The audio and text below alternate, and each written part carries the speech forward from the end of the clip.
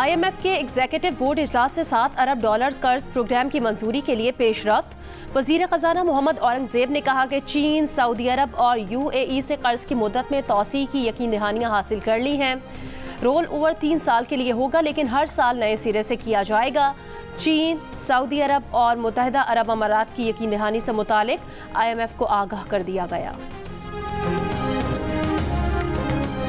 इस्लामाबाद के मुख्तलिफ इलाकों में कहीं हल्की कहीं तेज़ बारिश। महकमा मौसमियात के मुताबिक कराची समेत सिंध के साहिली इलाकों में मतला अबर आलूद रहने और हल्की बारिश का इम्कान। बालाई पंजाब, खैबर पख्तूनख्वा, बलूचिस्तान, कश्मीर और गिलगित बल्तिस्तान में बारिश का इम्कान।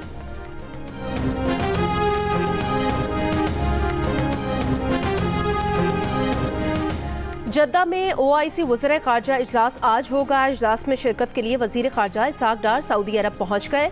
इस्माइल हनिया का कत्ल और ईरान की खुद मुख्तारी के खिलाफ इसराइली जारहियत इजलास के एजेंडे में शामिल। अमरीकी सियासतदान या सरकारी अफसरान के कत्ल की मुबैना साजिश के इल्ज़ाम में अमरीका में पाकिस्तानी शहरी आसिफ मर्चेंट पर फर्द जुर्म आयद। अदालती दस्तावेज़ के मुताबिक 46 साला आसिफ मर्चेंट ईरान में वक्त गुजारने के बाद पाकिस्तान से अमरीका आया था ताकि साजिश पर अमल के लिए लोग भर्ती कर सके। आसिफ मर्चेंट जिन किराए के कातिलों से राब्ते में था, वो दरअसल अंडर को FBI एहलकार थे। आसिफ मर्चेंट को 12 जुलाई को उस वक्त गिरफ्तार किया गया जब वो अमेरिका से जाने की तैयारी कर रहा था।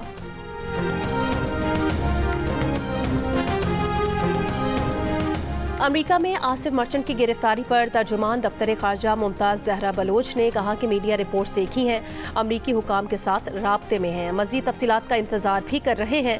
अमरीकी अहदेदारान ने कहा कि मामले की तहकीकात जारी हैं, बाज़ाब्ता रद्द अमल देने से पहले आसिफ मर्चेंट के माजी से मुतालिक मालूमात की तौसीक चाहते हैं।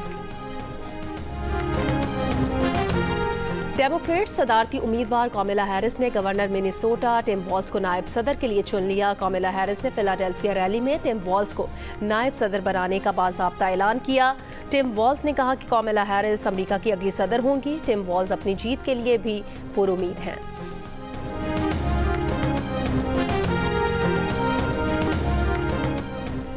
ऑपोजिशन के शोर और हंगामे के दौरान कौमी असम्बली और सेनेट ने एक ही दिन में इलेक्शन एक्ट तरमीमी बिल 2024 मंजूर कर लिया। बिल के मुताबिक मुकर्ररा वक्त तक लिस्ट जमा न कराने वाली जमात मखसूस नशस्तों की मुस्तहिक नहीं होगी। आज़ाद उम्मीदवार का एक बार किसी जमात को ज्वाइन करना नाकाबिले वापसी होगा। डॉक्टर मोहम्मद यूनिस को बांग्लादेश की अबूरी हुकूमत का चीफ एडवाइजर बनाने का फैसला। ऐवान सदर में मुशावरती इजलास। बांग्लादेश तलबा तहरीक के रहनुमाओं समेत तीनों अफवाज के सरबराहान की भी शिरकत। हसीना वाजिद के भारत फरार के बाद बांग्लादेश की पार्लियामेंट तोड़ दी गई। बांग्लादेशी सुप्रीम कोर्ट बार का भारत से हसीना वाजिद की गिरफ्तारी और हवालगी का मुतालबा। ऑपोजिशन लीडर खालिदा जिया को रिहा कर दिया गया। पुलिस की मुल्क भर में हड़ताल। मुजाहिरीन पर गोली चलाने पर मुआफ़ी मांग ली। कहा हसीना वाजिद सरकार ने अवाम की नज़रों में विलन बना दिया। बांग्लादेश में अवाम भारत से भी मुतनफ़िर। ढाका में मुजाहिरीन ने इंदिरा गांधी कल्चरल सेंटर जला दिया, सामान तोड़ फोड़ दिया, इंदिरा गांधी कल्चरल सेंटर को खंडर बना दिया। भारतीय तज्जियाकारों ने इतराफ़ किया कि भारत शेख हसीना का सबसे बड़ा हिमायती था, इसीलिए वहाँ के अवाम भारत से भी उतनी ही नफरत करने लगे।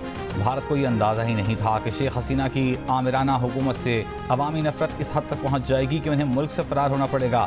बरतानवी नशियाती इदारे के मुताबिक भारतीय हुकूमत की बेजा हिमायत और बांग्लादेश के मामलात में मुदाखलत भी हसीना वाजिद के जवाल की वजह बनी। बांग्लादेश में एहतजाज के दौरान पीर और मंगल को 97 मकामात पर अक़लियती बरादरी के अमलाक पर हमले किए गए। बांग्लादेश में गारमेंट फैक्ट्रियाँ आज से खोलने का ऐलान।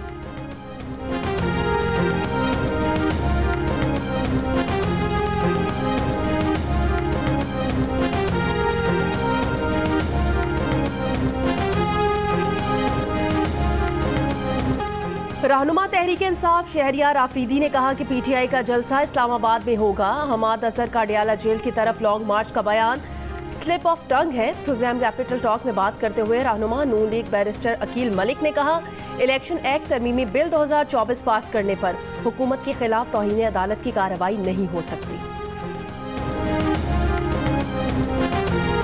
इस्माइल हानिया की शहादत के बाद फ़लस्तीनी मुज़ाहिमती तंजीम ने याह्या सिनवर को सियासी विंग का नया सरबराह मुंतखब कर लिया।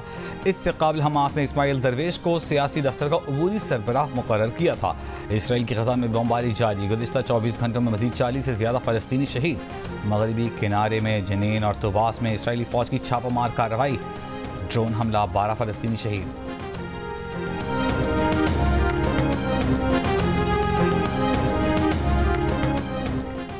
शायद हम इसराइल को अकेले जवाब दें, शायद पूरे मुज़ाहिमती ग्रुप के साथ मिलकर इसराइल को जवाब दें। सरबराह हिज़्बुल्लाह हसन नसरुल्लाह ने कहा कि इसराइल पर हमारा रद्द-ए-अमल आएगा और भरपूर आएगा। शिमाल में इसराइल की केमिकल और फूड फैक्ट्रीज आधे घंटे से भी कम वक्त में तबाह कर सकते हैं। हसन नसरुल्लाह के बयान के बाद इसराइली कस्बों में खतरे के सायरन बज गए।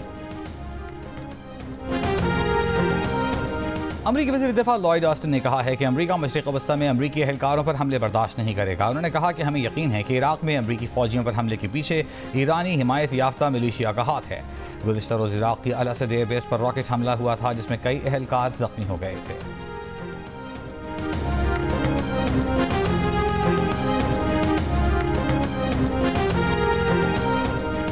कराची समेत सिंध के साहिली इलाकों में मतला अबर आलूद रहने के अलावा हल्की बारिश हो सकती है। महकमा मौसमियात के मुताबिक आज इस्लामाबाद, बालाई पंजाब, खैबर पख्तूनख्वा, बलूचिस्तान, कश्मीर और गिलगित बल्तिस्तान में भी बारिश का इम्कान है।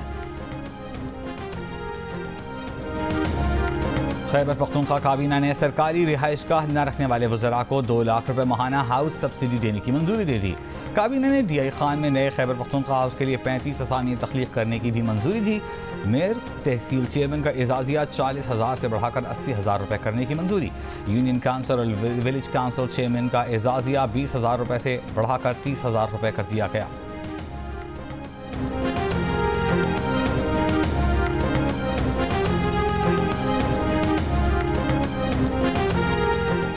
हुकूमती टीम और जमात इस्लामी के दरमियान मुज़ाकरात का चौथा दौर आज होगा। एक हफ्ते से तातुल का शिकार हुकूमत और जमात इस्लामी में मंगल की रात मुज़ाकरात का तीसरा दौर हुआ।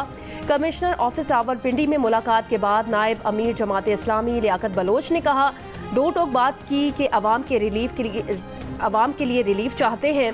हुकूमत नज़रसानी करके टैक्सेस वापस ले। हुकूमती कमेटी के अरकान तहरीर की सूरत में आज तजवीज़ देंगे। तजवीज़ मिलने के बाद हम मुशावरत से अपना फैसला करेंगे। वज़ीर इत्तलात अताउल्लाह तारड़ ने कहा, मुज़ाकरात में काफ़ी अच्छी बात हो रही है, मुस्बत पेशरफ्त हुई। हाफिज़ नईमुर रहमान ने कहा कि जमात इस्लामी के मुतालबात में कोई ऐसा मुतालबा नहीं जो काबिल अमल ना हो।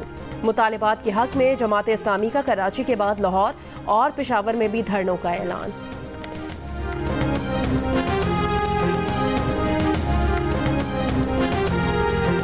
इस्लामाबाद के इंसदाद दहशतगर्दी अदालत ने पाकिस्तान तहरीक इंसाफ के मरकजी सेक्रेटरी इत्तलात रऊफ हसन की दरख्वास्त जमानत मंजूर कर ली। रिहा कर दिया गया। रऊफ हसन को बारूदी मवाद की फाइनेंसिंग के इल्ज़ाम पर गिरफ्तार किया गया था। तहरीरी हुक्म में कहा गया है कि रऊफ हसन मुकदमे में नामजद नहीं कोई असलहा या बारूदी मवाद उनसे बरामद किया गया। रऊफ हसन 75 साल के बुजुर्ग हैं, सख्त बीमारियों का शिकार हैं। दरख्वास्त जमानत मंजूर की जाती है।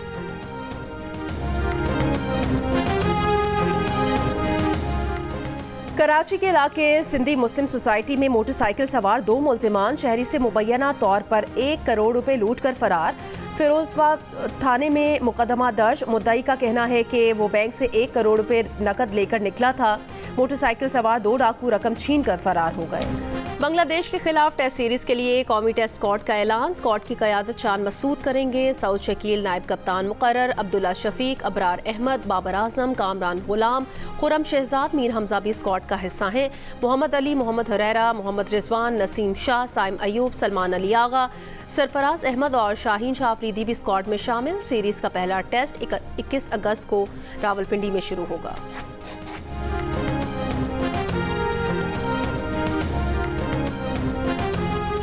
सिंध हाई कोर्ट न्यू बार रूम की कैंटीन में गैस लीकेज से धमाका। न्यू बार रूम और कैंटीन की खिड़कियों के शीशे टूट गए, दीवारों को भी नुकसान पहुंचा। Bomb disposal squad Sindh high court पहुंच गया। धमाके की नौयत का तयन किया जा रहा है। और पेरिस ओलंपिक्स के विमेन बॉक्सिंग की 66 किलो कैटेगरी में अलजज़ाइर की ईमान खलीफ कामयाब। सेमीफाइनल में ईमान खलीफ ने थाई बॉक्सर को पॉइंट्स की बुनियाद पर शिकस्त दे दी।